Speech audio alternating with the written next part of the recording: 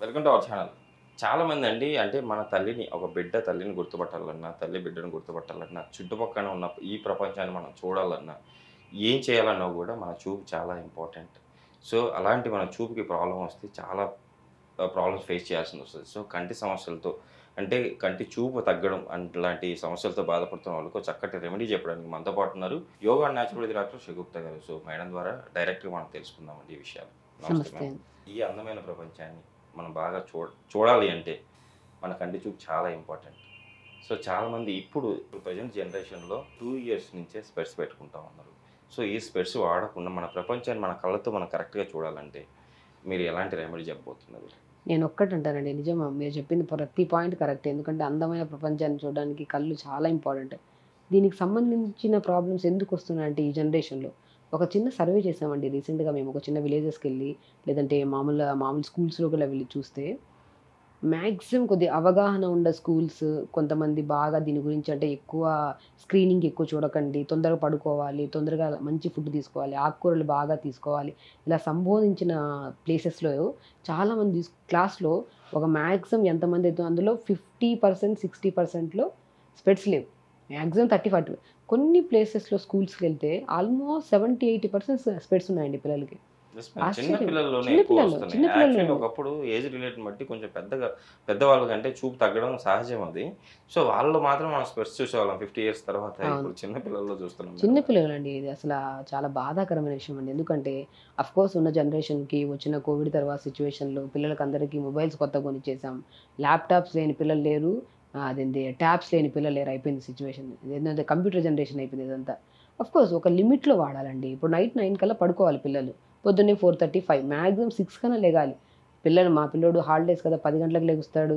లేదంటే నైట్ మా పిల్లోడు 11 గంటలకు పడుకుంటాడు. మాతో పాటు మేలుకుంటాడు. పిల్లల ఆరోగ్యం పాడవుతుంది గదా! సో, మీరు గూడా ఆరోగ్యంగా ఉండాలంటే తొందరగా 9:30, 10 కల్లా తొందరగా పడుకుంటే హెల్త్ రిలేటెడ్ ఇష్యూస్ రావు. ఒక ఏజ్ అండి. ఇప్పుడు పిల్లల కంటే కంటి సమస్యలతో ఇబ్బంది పడుతున్నారు. ఓకే. పెద్దవాళ్ళు కూడా 12 గంటలకు పడుకోవడం, 11 గంటలకు వాళ్ళకి డయాబెటిక్‌లు, బీపీలు రావడము, అధిక బరువు పెరిగిపోవడం, స్ట్రెస్ రిలేటెడ్ ఇష్యూస్ రావడం జరుగుతుంది. తొందరగా పడుకుంటే వాళ్ళతో పాటు వాళ్ళు కల్లా ఆనందంగా ఉంటాయి. మన అవయవాలు గూడా హెల్తీగా ఉంటాయంటాను. Yes ma'am. So, first point నేను ఒకటే చెప్తానండి. ప్రాపర్ స్లీప్ ఉందో లేదో చెక్ చేసుకోండి. ఓకే. చాలామంది స్పెట్స్ మారుస్తున్నాము, సైట్ పెరిగిపోతుంది, మీరు చెప్పిన ఫుడ్ పెడుతున్నాము, కానీ సైట్ తగ్గట్లేదు ఎందుకని నన్నొచ్చి అడుగుతుంటారు. మేము చెప్పిన ఫుడ్డే మీరు చెప్పినట్టు ఆకుకూరలు పెడుతున్నాం మేడం, నట్స్ పెడుతున్నాం కానీ మా అబ్బాయి సైట్ పెరగట్లేదు, అంటే తగ్గట్లేదు ఎందుకు మేడం అని అడుగుతాను. మీ అబ్బాయి మీరు ఎన్ని గంటలకు పడుకుంటారని నేను ఫస్ట్ పాయింట్ అడుగుతానండి. మేము పడుకుంటాం మేడం 12 గంటలకి. మీ అబ్బాయి పడుకుంటాడు. మరి సమస్య ఎక్కడుందండి? మీరు తినే ఆహారంలో కాదు, మీరు చేసుకుంటున్న ఇదిలో కాదు. నిద్ర ఇంపార్టెంట్. ఆ టైం వరకు మొబైల్స్ పెట్టుకోవడం అది కూడా దూరంగా కాదు, దగ్గరగా పెట్టుకొని టీవీ అంటే దూరంగా పెట్టుకుంటాం. ఏదో సినిమా చూస్తాం వారానికి 2 సార్లు ఏదో చూస్తాము అయిపోతది. మొబైల్స్ దగ్గర పెట్టుకొని స్క్రీనింగ్ చేస్తుంటే స్పెట్స్ ఎందుకు రావండి? కళ్ళల్లో మంటలు, కళ్ళల్లో నలతలు పడ్డం, కళ్ళల్లో ఎన్నో బ్లర్ కనపడ్డము. రీసెంట్‌గా ఒక కేస్ చూసాను నేను. డ్రైవింగ్ చేస్తుంటే మన కళ్ళు మసకబడిపోయి కారు పక్కకి ఇచ్చేశారు. అందుకనే నేను ఏంటి అని చెప్తే వాళ్ళు ఒక 1 వీక్ నుంచి నిద్ర పట్టలేదు మేడం మాకు అందుకే.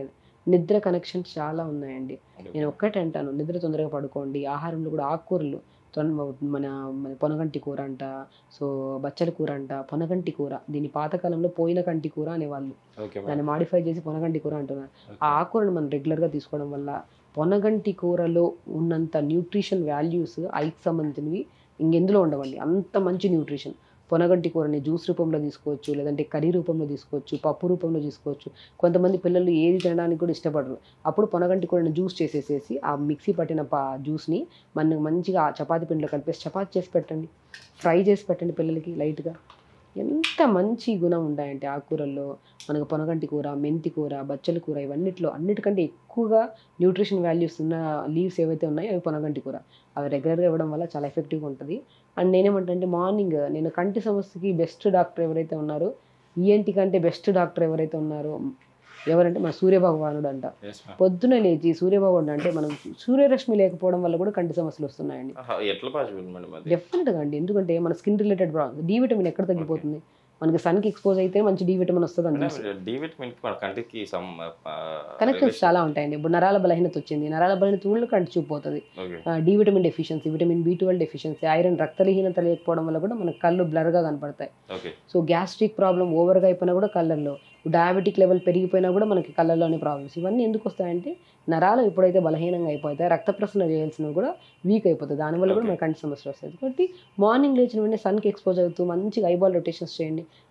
ఐబాల్ హెరిడిటరీ ప్రాబ్లమ్స్ ఉంటాయి, కంపల్సరీ వాళ్ళకి స్పెడ్స్ ఉంటాయి, నేను లేదనట్లేదు.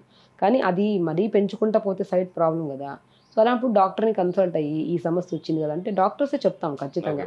ఇప్పుడు ఏంటి డాక్టర్ దగ్గరికి వెళ్తే ఏమంటారు, స్పెడ్స్ వాడండి, దాంతో పాటు కొన్ని ఎక్సర్సైజ్ చేయండి, మంచి ఆకుకూరలు తినండి అంటాం కదా. లేదు మీరు జంక్ ఫుడ్ తినండి, లేట్గా పడుకోనండి, ఏ డాక్టర్ అయితే చెప్పరు కదా. నేనేమంటాను, తొందరగా ఫుడ్కి నిద్రకి చాలా కనెక్షన్స్ ఉన్నాయి, తెలుసుకోండి. చిన్నపిల్లలు సఫర్ అవుతున్నారండి ఇక్కడ, తొందర పడుకోండి. అట్లీస్ట్ మన రెస్పాన్సిబిలిటీ మన పిల్లల కోసమన్నా తొందర పడుకుంటే మనం హెల్తీగా ఉంటాం, పిల్లలు కూడా హెల్తీగా ఉంటారు, పిల్లల ఐస్ని మనం కాపాడిన వాళ్ళం అవుతాము. మంచి లీఫీ వెజిటబుల్స్, పొనగంటి కూర ఎంత ప్రాముఖ్యత అండి. చెప్తున్నా కదా, పోయిన కంటి కూర, పొనగంటి కూర ఈక్వల్ నేమ్స్ ఉన్నాయి చూసారా. ఆ పొనగంటి కూరని ఈ రకరకాలుగా వాడడం వల్ల డెఫినెట్గా చెప్తున్నాను. నేను ప్రీవియస్గా ఒక 2-3 వీడియోస్లో నేను పొనగంటి కూర ఫ్రై ఎలా చేయాలి కూడా మనం చూపించాం వీడియోస్లో. అసలు పొనగంటి కూర ప్రాముఖ్యత ఏంటో అది ఎన్నో వీడియోస్ చాలామంది చూశారు కూడా దాన్ని. నేను కూడా చాలామందిలో కంటి సమస్య ఉందంటే ఫస్ట్ ఆకుకూరల్ని పప్పులో కలిపి వండుతాం మేము, దీనిలలో కలిపి నేను అంటాను ఆకుకూరని ఒక 2 కట్టలు తెచ్చుకొని మీకు మీరు ఫ్రై చేసుకొని మంచిగా ఒక బౌల్ తినండి అంట.